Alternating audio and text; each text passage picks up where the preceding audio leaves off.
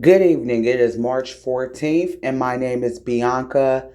And this episode is titled The Organized Crime Ring at the Anna Louise Inn at 2401 Reading Road. And the purpose of this message is to inform the public of what's going on, not only at the Anna Louise Inn, but several nonprofit organizations, and also with the Cincinnati mayor, the Hamilton County sheriffs, and the Cincinnati police, and making the public aware for safety purposes. So, when we talk about organized crime and we talk about structures such as the Anna Louise Inn, when you talk about the Anna Louise Inn, it's been around for quite some time, well before I was ever born, has a reputation of helping troubled women from various backgrounds. And how do structures such as these become greatly damaged by crime such as human trafficking?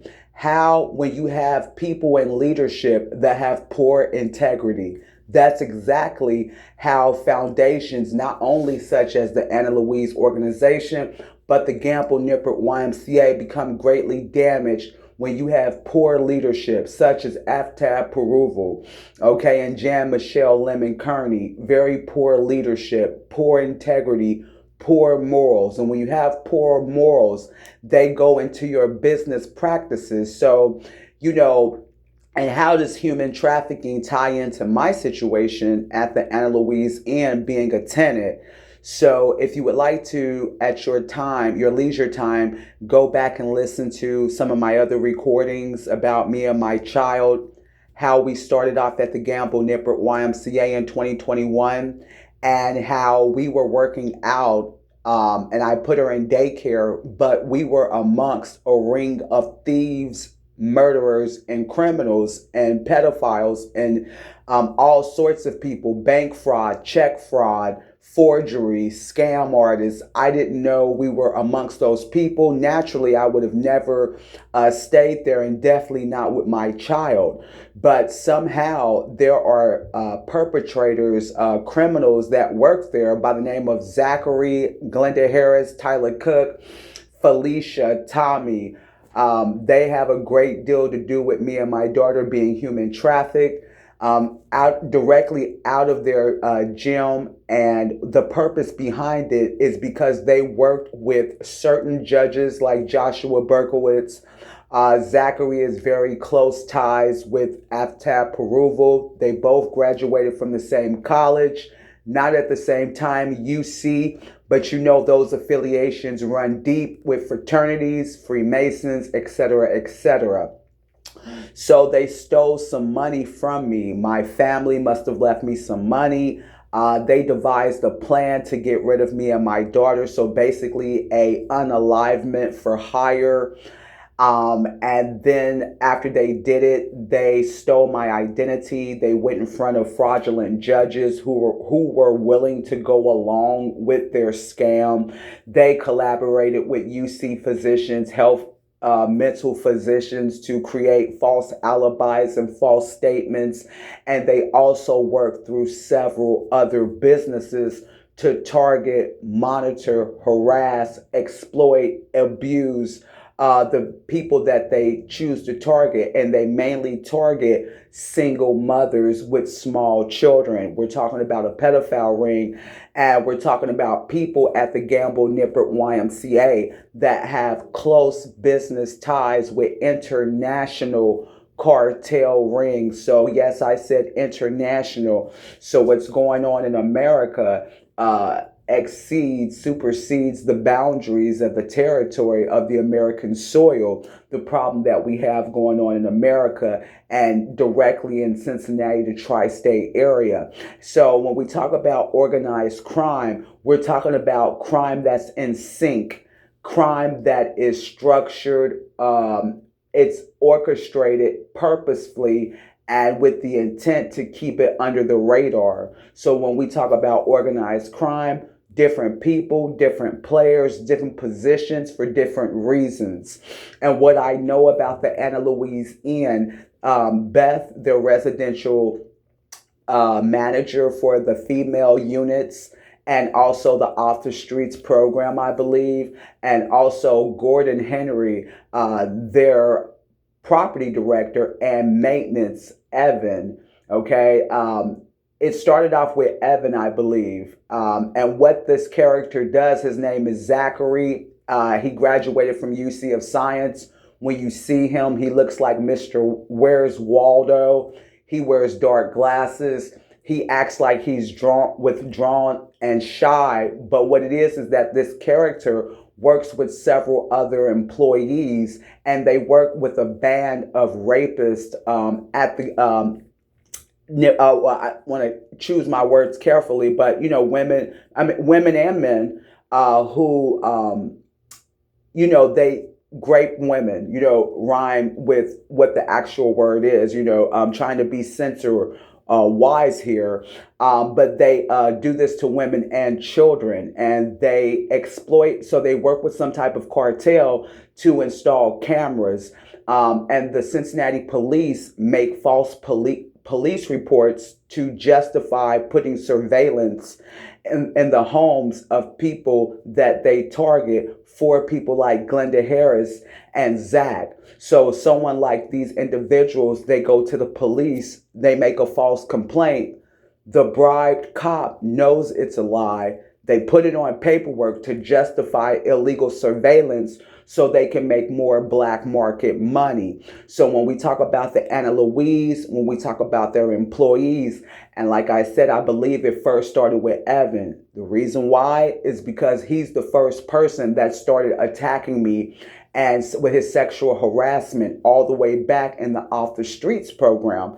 And like I said, once again, it was a great program, but it's ruined by employees that have illegal practices and dealings. But anywho, it spread from Evan, and then I noticed Mr. Gordon acting weird, harassing type of situation, and how, him and Evan would group together, and then Beth started to change, and they used some type of secret chat room. I call it a secret because I don't know where the chat room is, and I'm sure no target that they abuse, no, they make sure to keep it hidden. But the participants in this building and whoever is a part of the cartel, they have access to this link, this group chat, whatever they're using to communicate with each other to do their synchronized attacks. Not only do they have a secret chat, but they also have access to my apartment. So everywhere in my apartment, my closets, my bathroom, and the reason why they do a target like that is because they force the target to do sex. If you have a boyfriend and you don't know the cameras are in your home, you're having sex, they're videotaping it, okay? If you're they're if you're taking a shower, they're videotaping it. If you have children in the home that are in the bathtub, this is how they make their child films, okay? People at the Gamble Nippert YMCA and the Anna Louise Inn is in support of these individuals because they're doing the same thing for the Gamble Nippert YMCA, okay? So they are they are paying a lot of these female tenants through drugs and through money to attack, harass, exploit, and record whenever I go to the bathroom, whenever I take a shower, whenever I undress. They're paying these tenants, Beth and Gordon, and their employees to record that so they can sell it black market, because the people that run it, they can't watch you 24/7. So they start paying your neighbors, they start paying your tenants, they start paying your landlords, they start paying your maintenance men. So if any business owners are listening, you really have to protect your assets. So you, not just with identity theft lock online, but you have to protect your assets by who you hire and who you have in leadership positions. Because who you have in those positions can make or break your company, such as what we're talking about at these companies. And not only that, at the Hamilton County Courthouse, situations that's going on in lieu to the human trafficking in Cincinnati. So I want to continue. So not only are they paid to monitor me, exploit me, but they're paid to watch, not only to record, but to synchronize attacks. Okay. And so when I'm getting dressed, they're getting dressed. And if you'll ever, anyone ever has access to their cameras, you'll notice when I start coming outside, certain individuals start coming outside. And this is what makes it organized crime because, I live in an apartment building with over 80 units. So I'm going to see people, so it sounds far fetched. Like, well, lady, you live around a lot of people, it's community living.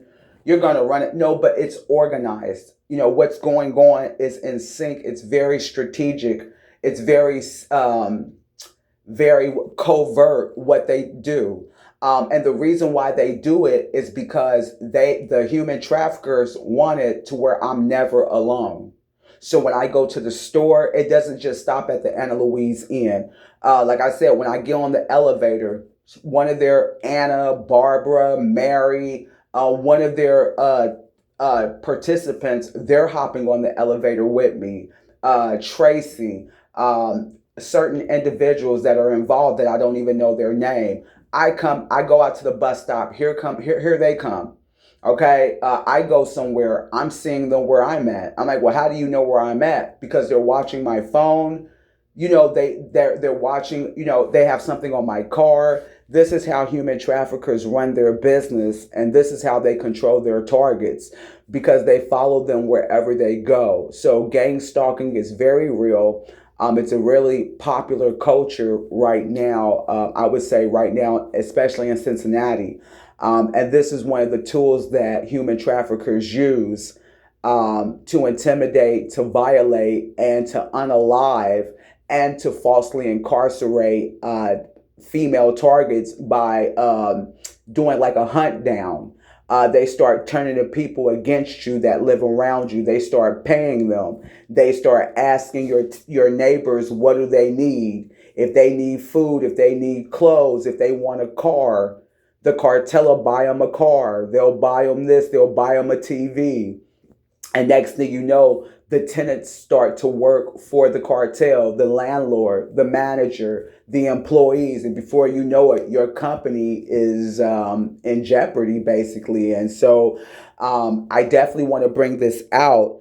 And I don't want to make this video too long. I will make future videos, of course, because I want to make sure that I speak out about abuse and anyone else that is going through abuse, any type of abuse, and you're around people that are abusing you, never forget that abusers work the best in secrecy. And abusers thrive in environments where people won't speak up. You can't be afraid of their position. You can't be afraid of their status. If you know someone's abusing you and it's not right, don't be afraid to speak out. Look, ladies and gentlemen, it's been a pleasure talking to you all. If you know someone that can use this message, don't be afraid to share it. I do thank all my listeners once again for taking their time out to listen. Take care, peace, and God bless.